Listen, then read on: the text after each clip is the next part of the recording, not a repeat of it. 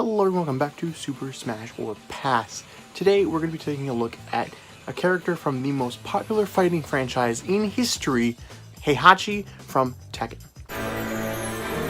Colors weave into a spire of flame. Distant sparks call to a past still unnamed. Bear this torch against the cold of the night. Search your soul and reawaken the undying light.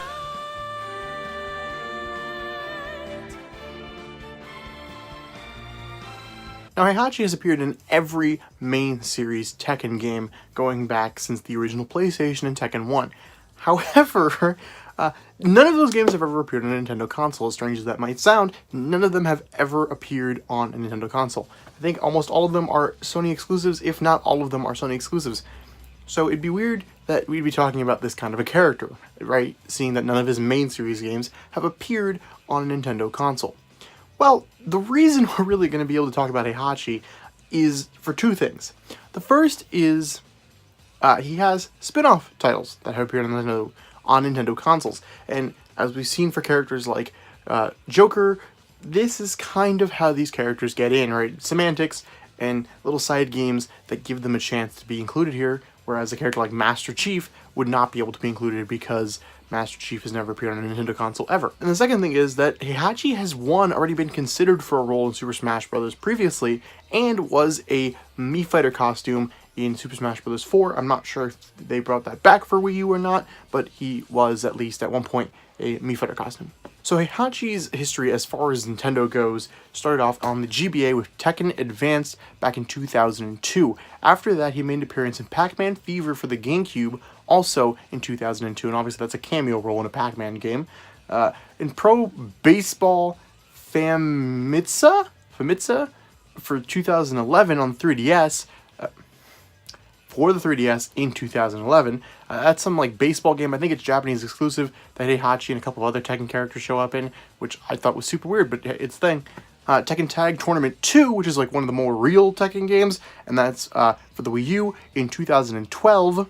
Then we have Tekken 3D Prime Edition, which is for the 3DS, also in 2012. And then Project X Zone for the 3DS in 2013, and Project X Zone 2 also for the 3DS in 2016, and in that game he even appears alongside characters like Chrom and Lucina, funny enough. So Heihachi already has a defined moveset, right? Because he comes from Tekken, he comes from a fighting game, and in that game he has a moveset. So just boop, boop, just take that moveset and push it somewhere else, you know what I mean? Meme intensifies. But yeah, it's just true. Just move over his moveset from the Tekken series. It'll probably need to be simplified because Tekken is a very complicated fighting game, but I don't think it'd be that big of a problem.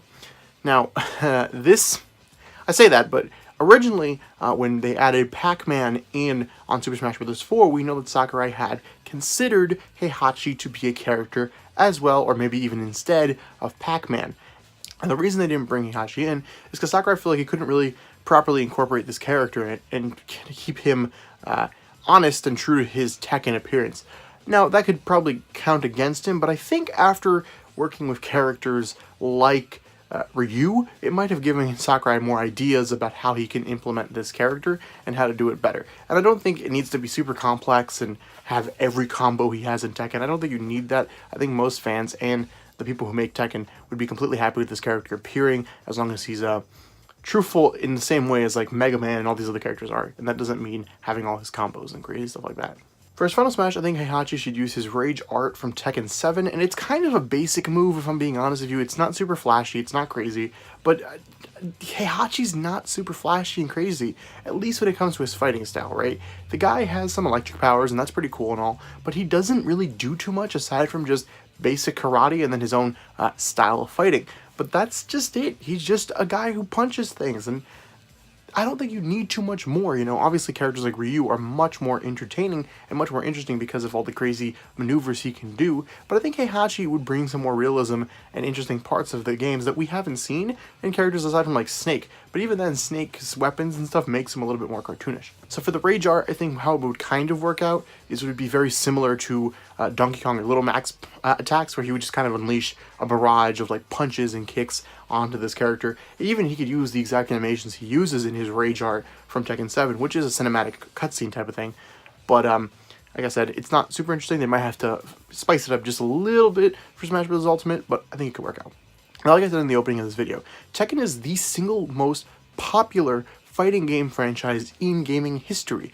It's part of the reason 3D fighters even exist, and the fact that Bandai Namco are working on Super Smash Bros. Ultimate helps that quite a bit for Heihachi's chances. Not to mention, Sakurai has already looked at this character, and although Sakurai looking at a character doesn't necessarily mean too much, because of course Sakurai wanted Gino in at one point, and that hasn't happened, and probably will never happen at this point. Or there's all these different characters that have been like, well, Mach Rider could have been in this, or I don't know, like Takamaru, I think he at one point said he considered, and all these other different characters that have never reappeared. And maybe that means that Heihachi will suffer the same fate.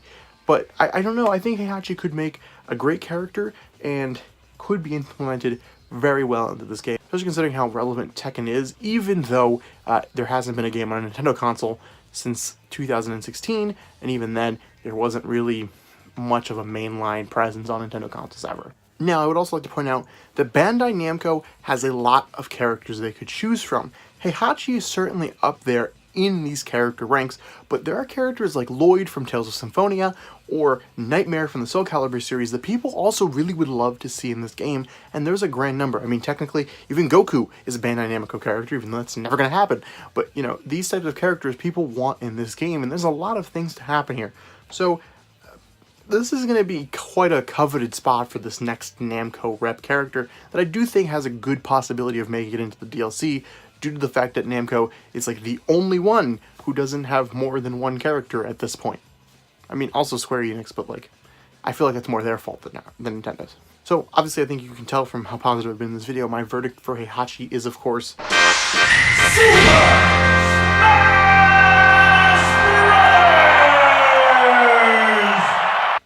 and of course, we go back to last week's episode where you guys voted to not give Ninten a ticket.